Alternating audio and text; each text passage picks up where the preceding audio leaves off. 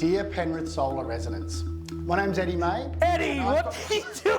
What? No, Come on, man. what do you mean? I was just going to introduce NRG Solar to Penrith. Come on, What bro. are you doing here? Well, this is our podcast, man. Not today, brother. All right, this is now the NRG Solar / Penrith Solar Centre You podcast. always said the future of solar was collaboration. I did. And here we are.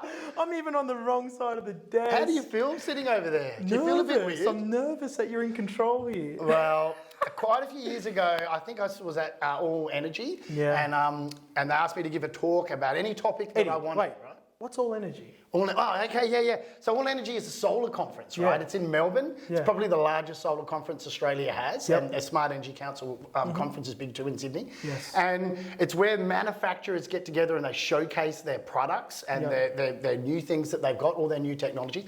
But more importantly, it's where the industry gets together, like good people in the industry. They all get together. You know, we have networking drinks, we just catch up and we have meetings and we share stories and we share, you know, what a crap month we had, you know, last November, but how awesome it was in August. And what did you do so well? And it's been like, I did this and I'm going to try that, right? So it's where the good guys can really thrive and learn off each other. Absolutely. I love All Energy, right? I almost hang out for it. What? I hang out for it. Yeah. Like, I woke up today and because we're going to Smart Energy today, tomorrow, the day after, and I'm like, yes, the day's here. Well, that's why I'm here, right? Yes. Well, I'm actually here to do this podcast, but now I've got a mate, which is even better.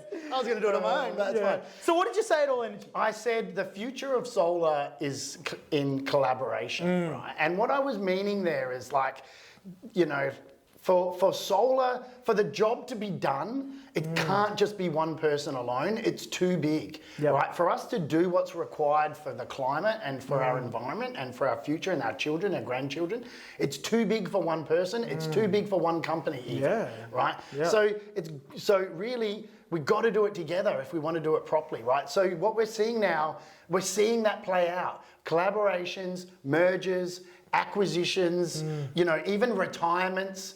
And things are evolving, right? Rapidly, right? Yeah. And it makes me think about, you know, decisions that customers are making right now. Like, they wouldn't know to think like this, right? But, you know, and when they choose the company that they're going with and they enter into this long-term relationship, this is happening in the middle of all of this, right? And is it a problem? I don't know. What do you think? It's a really good question, mate. And these are things that I guess we think about, and clients wouldn't think about it at all. And it's arguable if it's actually important for them to think about. I mean, part of me says no. We don't want to confuse them. They've got to buy good, high quality solar. Yep. But part of me says yes. A lot of me says yes because who are they actually entering in a relationship with? Where is the money going? Does the company they're buying off, is it even owned in Australia? You know, is it owned by, I don't know, the Germans? Or is it owned by China? Or is it owned by the US? You've got to remember, Ed, when people buy solar too, there's a government rebate, an STC scheme. That's taxpayers' dollars, right? Where's that go if the company's not owned by Australia? You know, that's another little thing to think about. But then the flip side, like, there are all these big mergers that we're seeing. We're seeing companies come in and acquire a whole heap of companies and say, well, this is my bucket now. And, you know, they're doing that for the bigger picture, VPPs, energy plans. They're energy companies, these companies. Then you got the opposite, though. You got the man in a van who has for so long practiced, probably did good quality installs, you know, like, the person would sell the system and then they'd install it. I personally know a guy out in Hawkesbury. The funny guy's got 2 vans set up. He's got like a van set up for like if he wants to do a tin roof and a van set up if he wants to do I promise you, right? And he's a good installer. Yeah. This guy is very, very good. What happens when he retires? It's a great question, Jake. And that's the thing. So, you know, if you want to get a ceiling fan put up, right, you can probably grab a Sparky's number off the local shop window and get your ceiling fan put in. Yes. And if it breaks, you just grab another Sparky's number and he'll put another ceiling fan in, right? And then that's totally fine to do that, right? What does that look like with solar? It's totally different, right? For starters, you've got a $10,000 plus investment going on, $20,000, $30,000 sometimes, right? Then you've also got the next guy. he doesn't want to touch that because now he's responsible as the last person in there, right? Yep. So, and then you've got this last aspect of tech support, which we've already spoken about a couple of times, right? So important. But if we ring a guy in the van, he for him to give you tech support, I just had a vision of that. He's got to answer his mobile. And then he'd be on the Bluetooth handset in the car. He would be either in the car or he'd be on the roof. No Wi-Fi, who cares? Yeah, and that's the thing, right? So, and I think what's happening, right, is that we're getting more and more pressure to deliver like a higher level of support than ever before, because back in the day you couldn't even monitor your solar system, Didn't matter. You didn't know if it worked or not. Yeah. Now everyone's got apps and Yeah. everything, so they've got so many more questions, and as they should have. Yes. That's a good thing. Yes, Don't it get me is. wrong. I It love is. that. It Right? is, I want yeah. everyone to have a Tesla app or a SolarWeb app or the Enphase app in they their can- fingertips. so they can see it and understand what's going on. But the problem with that is that for the industry is that now when you got a question, you want it answered, and as you should, right? Yes. So who's going to answer those questions? And when that very good local installer who's supported that little local community for years eventually wants to retire, how does that guy retire and have his phone stop ringing, right? Like, I feel for the guy in a way. He's done a great job There'd for be 20 a lot of pressure, years. And back in the day, it probably didn't matter as much because warranties were 5 years or something like that. But now, we said it before and we'll say it again, buying a solar system's buying a marriage. Yeah. That's what you're buying. Yeah. You can't. You've got to have something tangible to actually sell or give to someone who's stepping up and rising up through the ranks would be what I would want to do. Yeah. But the thing is that they've gone out and they've installed, let's say they do 1 or 2 systems a week, which is totally great, right? And the man in the van too, what they quite often do is they mix and match every brand they want. If a client wants REC Goodwee, right, which to me wouldn't make sense to me. It's like mixing E10 with a Ferrari. Like he will give them that, though, because that's what the client wanted. And he can get it easy enough from He can get it from a wholesaler. Who cares? So I think no one's actually going to want to take on that long-term liability. Yeah. So what does happen to the phone number, Eddie? Well, that's the question, and that's the risk, right? And I think that's also the message. Yeah. It's the message for No one knows the the guys answer. out there is to have that question, right? Yep. And even if you're using the local guy in the van, he's probably in the top 10% of installers in terms of quality. Yep. It doesn't mean that he's not going to have to provide support for that. And my actual thing is I'm looking at it two ways, right? Yeah. On one hand, I feel for the customer. Yes. 10 years time, I've rang that mobile phone. That guy's either retired or he's got a job in the mines now. No one's answered. Yeah. I don't know who to ring. Yes. That's that side. But then I feel for the bloke. His phone's ringing. He's trying to live his life in retirement. He's done a bloody good job for 20 years. Now, whatever it might be. And he should also, he should have the right to finish up his retirement. And I know some recently retired electricians, their phones are ringing. Flat out. And they don't know. And what are they going to do? Yeah. Right? And I actually don't have the answer for it either. I just know it's a problem. What a crazy thing to think about. Yeah. Because they fell into this, when an electrician becomes a licensed electrician, so they go from apprentice to electrician, they get a card. We, in the past, have assumed that gives them leadership skills, right? Yeah. We've assumed that now makes them a leader. That is wrong. Yeah. We have apprentices that are great leaders. We have had tradesmen that were not. Now, you don't just become a team leader because you get a license. Like, you've got to actually have traits of a leader. A leader is a doing word, A leader is not a title. Leadership is a doing word. But getting back to that, we've made the same assumption with electricians. Okay, you're an electrician, you can do solar. Yeah. But also, deeper than that, you're an electrician who installs solar, totally fine.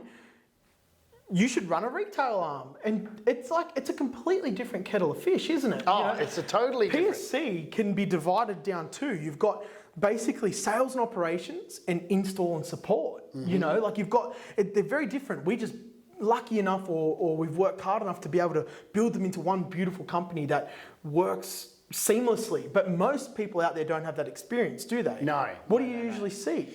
Well, you know, what you normally see is, as you say, you see one or the other, right? Yes. So you quite often will see a sales company without any installation experience internally at all, Yes. right? A moderate amount of design experience, and will probably leave the final design to the guy who they're given the job to, the contractor, That man in the right? van. Right. So now the customer's got two relationships, right? They've got the sales relationship, but they know in their head, and they probably didn't realise this when they signed up, that the person who knows what's going on is the guy in the van. Right? And God forbid if they end up getting their mobile number, because he'd be the one getting the phone call, right? He's in strife. And he doesn't want his mobile going out because he didn't sign up to provide tech support. Right? And that's exactly the problem, Eddie. He didn't sign up for that. This person you're talking about is the same person that's retiring, right? He or she got fed up with putting up with these dodgy sales companies that are promising the world and delivering an atlas. So then they say, I can do this myself, similar to what I did, right? But they just stayed at man in a van and went, well, how do I go from here? They failed to grow and scale, which is fine, but that place of being a solar retailer, right? I can give you a stat off the top of my head. It takes 6.5 humans per install every day. So if I'm doing 10 installs a day, we're 65 humans to make that happen. That's a metric that this business works off, right? So one man in a van can't possibly do what my 6.5 highly trained weapon humans can do. Because when we do an install, we've got STCs to submit. Prior to that, you've got to sell and design the job. You've got to get permission to connect off Endeavour Energy or the local DNSP. For us, we've got home warranty insurance. Most companies don't even know what that is. You've got to do a full submission to them. Then you've got to install the job. There's an install manager who coordinates the job, who's ordered the stock, who makes sure that the boys meet their KPI of being out of the factory in 15 minutes in the morning. We've got to make sure we get to site safely. We've got a person in charge of safety. Way before all this, someone had to train these humans too. Exactly. Then we do the install. Then we've got post-install compliance. So we've got STCs to submit. We've got metering to submit.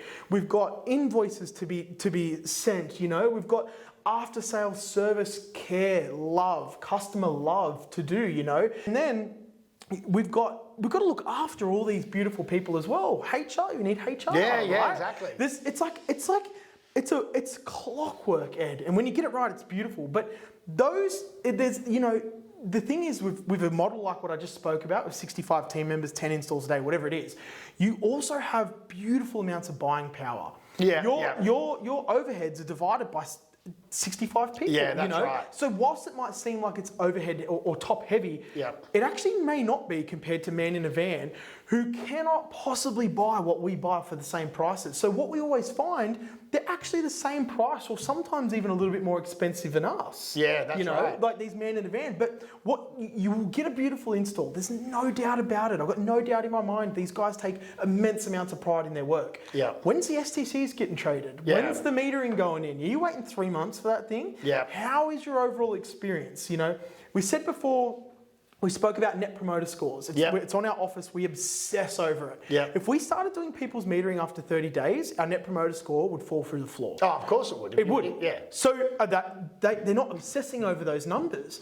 We know the levers and the triggers to pull that make that net promoter score increase. And we also know when we've pushed it too far and it slightly decreases. If our net promoter score drops into the 70s, we know that we've made a mistake and we must get it back into the 80s. That's the metric. So these, yes, they might be the same price. It will never be the same experience. It's not possible. It's just not possible. So, and that's completely separate to what happens to the phone number. PSC's phone number, I tell you now, it'd go to auction. If anything about it, Eddy'd buy it. You know what I mean? Like it's got substance. It's worth something. You know, it's a different experience. We're geared up to support clients for 25 years. The other thing that's really important, Jake, that people, you know, and you said something about buying power, and people forget that there's a bell curve, right? And when you get to a certain point, you will end up being able to buy cheaper than anybody else. Quality products, not talking cheap. No. I'm talking quality products for less money, Yep. and you will be so efficient with your team that you'll be able to deliver the service better for less money, right? Yeah. So bigger companies aren't necessarily more expensive. I 100% agree with that, right? Yeah, And that's a really important factor not to forget about. Of course, right? they're buying by the container, you know.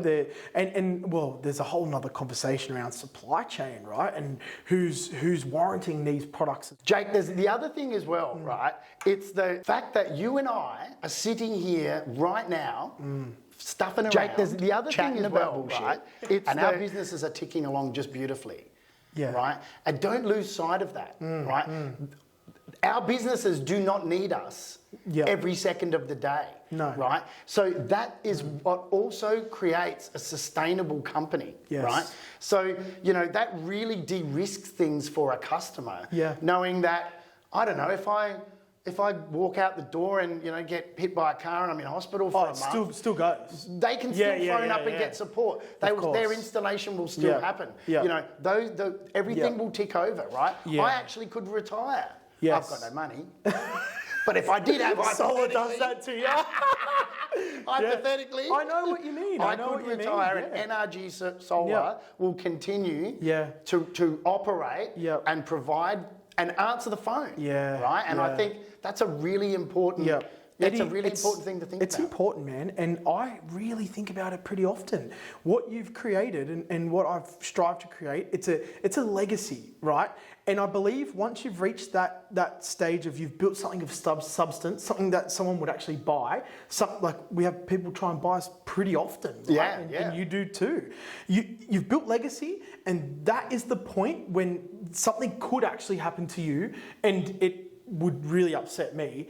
But it wouldn't matter to NRG. NRG is its own entity, and as is PSC. And, you know, it will keep going. The mission will still be there past potentially what you or I will be. You know? We've got a mission to 2050. You know, like, the biggest gamble for me would be that I won't be here at 2050 who knows, man? I hate to talk about it, like illness or who knows. But I can tell you now, PSC will hit its mission. I promise you that.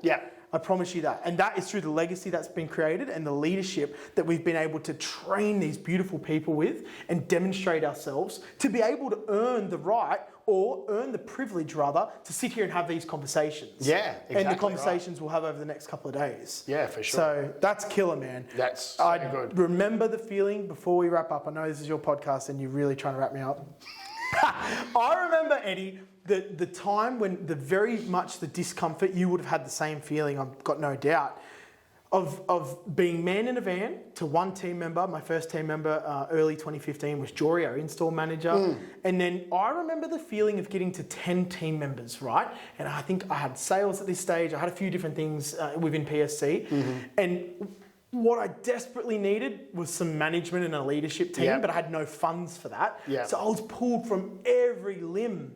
Man, I remember 13 team members being the toughest that PSC has ever been. And there were times where you'd go, wow, I can really understand why people throw in the towel at this stage. And it's important to push through that. And then when you finally get to, let's call it 20 team members, and you're generating enough revenue that you can afford to have a manager or a leadership team, that's where you've earned that privilege to be able to work on the business instead of in the business. And that is what builds systems and processes. You being able to look at it from a bird's eye view and say, we should fix this. We need better customer support here. Or we need to train our installers better because of this. That's right. But if you get stuck in the race, you can't possibly fix things like what we have the ability to do.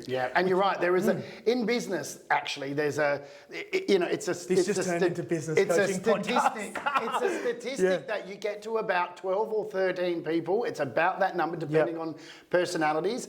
And you need a new level of leadership that can sometimes not be yourself. Of course. Because you can build a business to 13 doesn't mean you can build it to 60. Of course. And the right leader knows, I need to put someone in a leadership role into that spot. And why is this important for solar? Because ultimately, when you pick a solar company, you want them to be sustainable. Right? So you want to be like, who's a sustainable solar company that thinks about these things? That's what's important. Now, listen, That's about all the time I've got today at my podcast. Thank you, Eddie.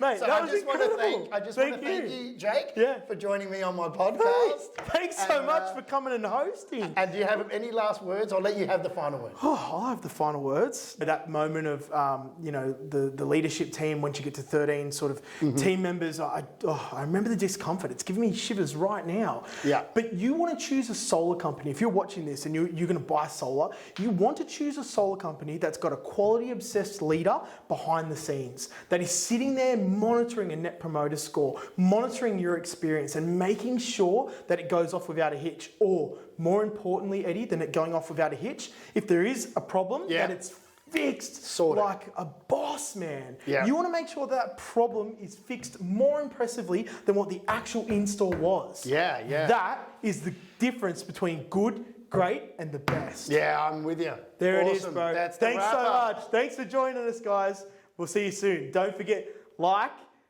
Share and comment. and subscribe.